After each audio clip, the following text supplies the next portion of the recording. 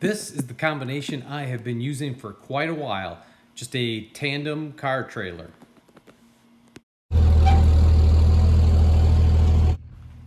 And here is my new trailer. To start the video, I just wanted to say we have pulled the trailer. We've used it several times already, put a couple thousand miles on it, give or take. And so it is a little bit rough looking. You're gonna see that in the video. There's a little bit of rust. Some of the paint is chipped off. So let's jump in on this.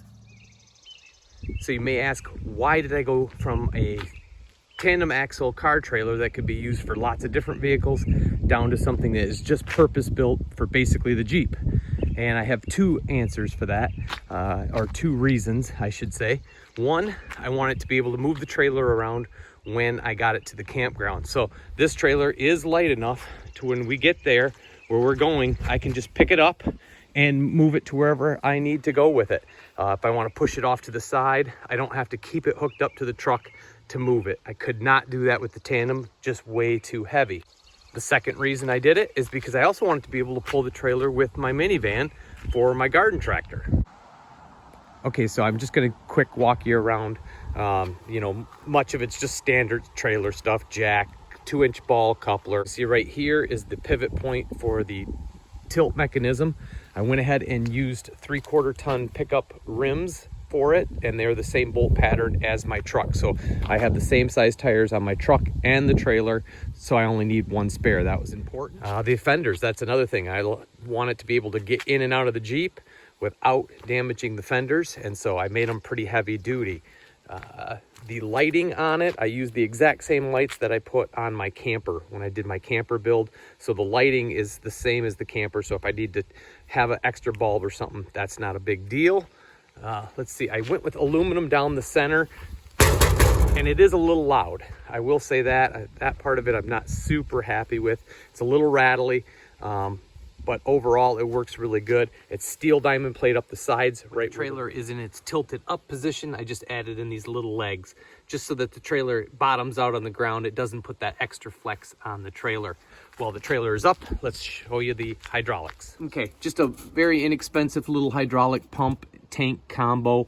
It has an electric valve that opens and closes, so you only need one hose to push it up. So right now it's in the up position. You hit the little key fob and it goes back down. When it's down, I put in a couple of pins on each side to lock it so that I don't worry about the trailer tilting on its own. Okay, everything just runs off a simple garden tractor battery. I chose the exact same battery I have in my garden tractor. Figured that way I can pull one out of either unit if I have a bad battery, but just some simple wiring. I tried to make sure all the wiring was clamped down so it wasn't going to go anywhere. There is the solenoid that kicks on and off the electric pump for the up, and then that is the receiver for the key fob, and that also goes then to the relief valve, the electronic relief valve, and that's for to drop it. Okay, to strap the Jeep down, I just use the regular 2-inch ratchet straps, and then these are tire straps that go around the tires. So on the front, I just hook them to the D-rings that are welded on. On the back, I just hook the 2-inch ratchet right to the back of the trailer. It doesn't move around once it's strapped down, holds everything tight. So I am running a pretty heavy-duty axle on this. The spindles and everything, I believe, were rated for 6,000 pounds. And the leaf spring package that I got for it was right in that range as well. Is the trailer perfect? No. Of course not. Anytime you build something yourself, it's always like, hey, I should have done this or I should have done that. A couple things. Since I built the axle, I could have made the width anything I wanted. I wanted it so that the tires were pretty close to the inside rail on each side, so that basically the Jeep couldn't move around much. But one thing, my hubs are very close. If I'm not careful, I can bump my hubs on the fenders. So that was one thing I wish I would have done differently. The other thing I wish I had done now in hindsight, I didn't think it was going to be a big deal when I built it, but I wish I would have actually just added another 20 or so inches out of the back so that when it tilted down, it was just a nice, easy drive on, and then I wouldn't need those little wooden ramps. So some people mentioned that the trailer seemed like it had a lot of flex when I did some of the initial build posts on Facebook, and I wanted to show you how it looks now after I did some gussets.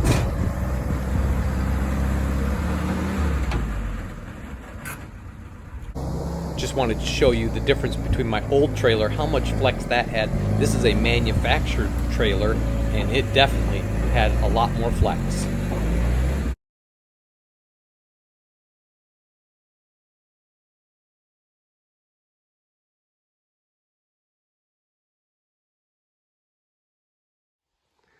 A really important consideration when building a trailer is tongue weight. You got to have good tongue weight or it's not going to track right, and where the axle is in comparison with the center of your load. So let me show you what we did on that. Okay, you can see I'm completely off, sitting on the scale, off the ball. I weigh 200 pounds. So the whole thing weighs, if you minus my 200, that is 3240. Okay, here's the setup. Got a little digital scale held up by the forklift. So we're just gonna lower it. Put load on already.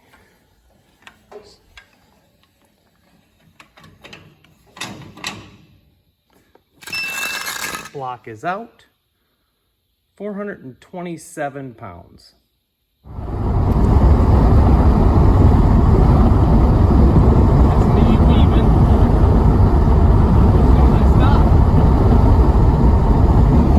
There was also some concerns over it just being a single axle trailer, but I just thought I'd show you here. A lot of manufacturers are building single axle trailers and they're safe. Thank you for watching the video, guys. If you got any questions on the trailer, please throw them in the comments. I really do like the trailer so far. In fact, I sold the car trailer. So this is my only trailer now for hauling Jeeps. Check back though, because I have a cool project I want to try with this trailer. This just gives you a little hint. Thanks again for watching.